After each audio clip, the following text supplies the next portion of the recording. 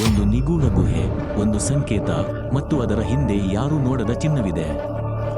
ಬಿಹಾರದ ರಾಜಗೀರ್ ಬೆಟ್ಟಗಳಲ್ಲಿ ಅಡಗಿರುವುದು ಸನ್ಭಂಡಾರ್. ಹೆಸರೇ ಸೂಚಿಸುವಂತೆ ಇದು ಸಾಮಾನ್ಯ ಗುಹೆಯಲ್ಲ.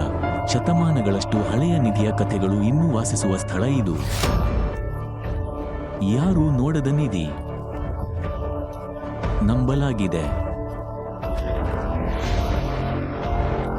ರಹಸ್ಯ ಮಾರ್ಗದ ಮೂಲಕ ಮರೆಮಾಡಿದಳು, ಅದರ ಬಾಗಿಲನ್ನು ನಿಗೂಢ ಆಸ್ಥಾನದೊಂದಿಗೆ ಮುಚ್ಚಿದಳು ಎಂದು.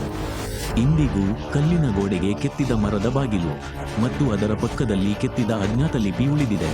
ರಹಸ್ಯವನ್ನು ಅರ್ಥ ಮಾಡಿಕೊಳ್ಳಬಲ್ಲ ಯಾರನ್ನಾದರೂ ಕರೆಯುವಂತೆ. ಆದರೂ ಶತಮಾನಗಳು ಕಳೆದಿವೆ ಮತ್ತು ಯಾರೂ ಇನ್ನೂ ಕೋಡನ್ನು ಡಿಕೋಡ್ ಮಾಡಲು ಸಾಧ್ಯವಾಗಿಲ್ಲ. ಶತಮಾನಗಳ ನಂತರವೂ ಪ್ರಶ್ನೆ ಉಳಿದಿದೆ. ಇದು ಕೇವಲ ದಂತಕಥೆಯೇ ಅಥವಾ ಗೋಡೆಯ ಹಿಂದೆ ನಿಜವಾಗಿಯೂ ಅಡಗಿರುವ ನಿಧಿಯಿದೆಯೇ? ಇನ್ನೂ ಪತ್ತೆಯಾಗಲು ಕಾಯುತ್ತಿದೆಯೇ? ಸನ್ಭಂಡಾರ್ ಮೌನವು ಶತಮಾನಗಳಷ್ಟು ಹಳೆಯ ರಹಸ್ಯವನ್ನು ಬಹಿರಂಗಪಡಿಸುವ ಗುಹೆ.